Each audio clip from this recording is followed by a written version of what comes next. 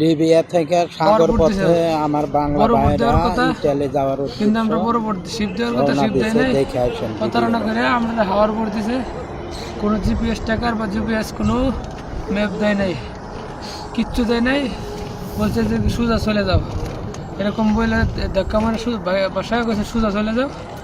সোজা চলে গিয়ে আমরা কোনো কুলকিনারা পাই নাই। 6 দিন 6 রাত আমরা শুধু রাউন্ড দিছি। রাউন্ড সাগর তো বিশাল বড়, আমরা কোনো কিছু পাই নাই, কোনো হেল্প পাই নাই। আমরা বাঙালি ছিলাম 38 জন। আজিজ দালাল বাড়ি সিলেট, এর ছিল 8 জন। 8 জনের মধ্যে 3 জন বাচ্চা আছে, 5 জন মারা গেছে। আর জসিম দালালের ছিল 30 জন। 30 জনের মধ্যে কয়জন বাচ্চা আছে সঠিক জানি না, মানে আমরা মোট বাংলা 21 জন বাচ্চা আছি।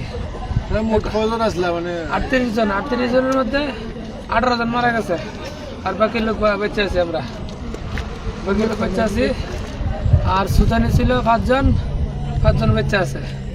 তো সুদানি ড্রাইভাররা আমরা রিকোয়েস্ট করছিলাম, একটা গ্যাসের পাম্প দেখা গেছিলো সাগরে। বলছিলাম যে আমরা মরার চাইতে এখানে একটা আশ্রয় নেই, আমরা হেল্প করেন। হ্যাঁ কয়ার নিলে নাকি আর গুলি করে মেরে নেব, এই জন্য হ্যাঁ বিরাই নেই। আরও বিভিন্ন অনেক শিপ পাইছি, শিপের পিছিয়ে আমরা তুলছি, কেউ হেল্প করে নেই। আমরা 26 তারিখ রাত্রে রেস্কিউ টিমে আমাদেরকে উদ্ধার করছে। আর 10 মিনিট পরে আমরা যদি উদ্ধার হইতাম, ঝড় তুফান বৃষ্টি চালাইছিল, 10 মিনিট লেট হলে আমরা সবাই মারা গেলাম বলে। এটি আমরা যারা বাচ্চা আছি সবার অসুস্থ খুব খারাপ, সবার শরীর অনেক খারাপ। সবাই আমরা জন্য দোয়া করবেন।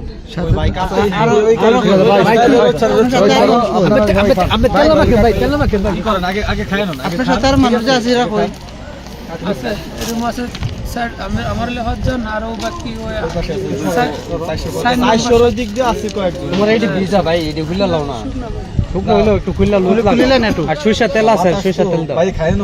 সরষের তেল লাগান, ঠিক আছে।